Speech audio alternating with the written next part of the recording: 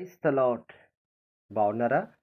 దేవుని సన్నిధిలో గడిపేటప్పుడు, ప్రభువా ఏంటయ్యా ఈరోజు ఎందరు దుఃఖములో, కన్నీటిలో, శోధనలో, బాధలో నిన్నే చూస్తూ, నీ మాట కోసం ఎదురు చూస్తూ, నీ మార్గములో నడిపించబడుతున్న నీ ప్రజలకు ఈరోజు నూతన కృపలో ఏం మాట్లాడబోతున్నారు అని దేవుని సన్నిధిలో ప్రార్థించి కనిపెట్టినప్పుడు, చాలా అద్భుతంగా బైబిల్ గ్రంథములో నుండి రూతు పుస్తకం 3వ అధ్యాయం 11వ వచనములో ఉన్న ఆ వాగ్దానాన్ని దేవుడు మనకిస్తున్నారు.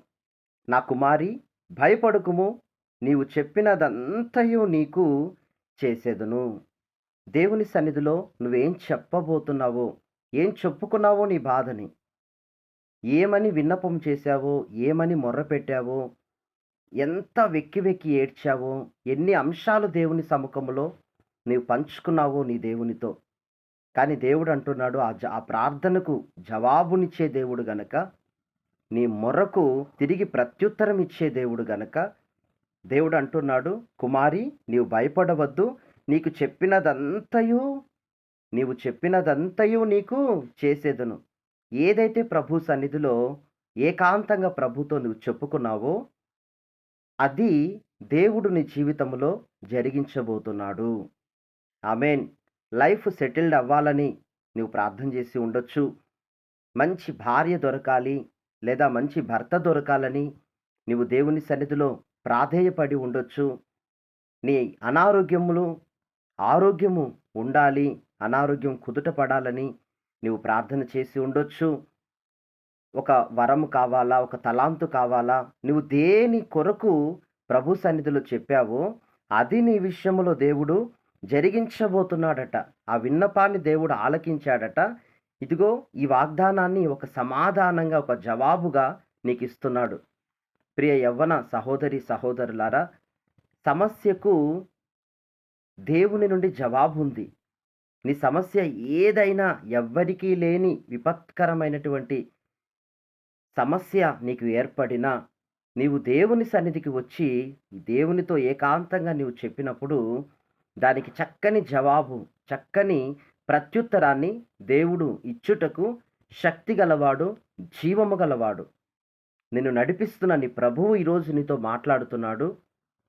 నా తట్టు తిరుగు, నీ సమస్య నాతో నువ్వు చెప్పావు, నేను నీకు జవాబుని ఇవ్వబోతున్నాను, విడుదల ఇయ్యబోతున్నాను, సమాధానాన్ని నీకు ఇయ్యబోతున్నానని దేవుడు వాగ్దానం చేస్తున్నాడు. ఇక ధైర్యంగా ఉండు, దేవుని తట్టు చూడు, దేవుని కార్యాలు నీ జీవితంలో జరగబోతున్నాయి. నీవు సిద్ధపడు.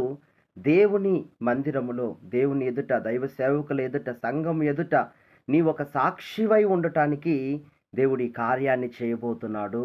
నీవు సిద్ధముగా ఉండు.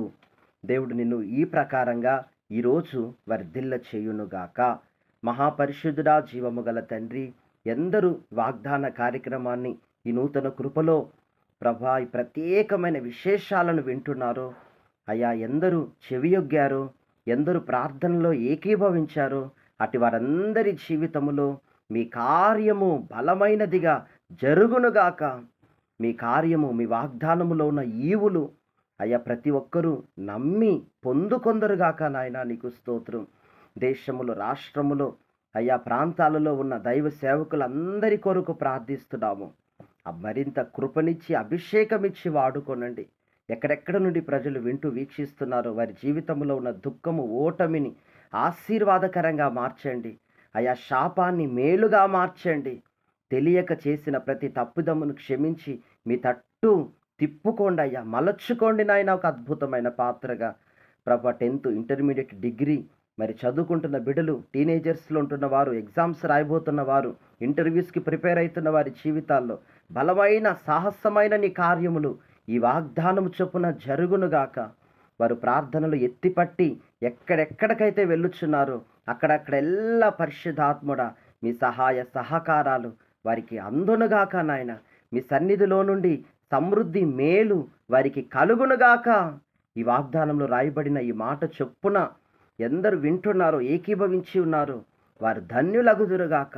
ఈరోజు లైఫ్ టర్న్ అగునుగాక. పరిశుద్ధాత్ముడా మీ సన్నిధితో ఆ కుటుంబాలను కమ్ముకోండి.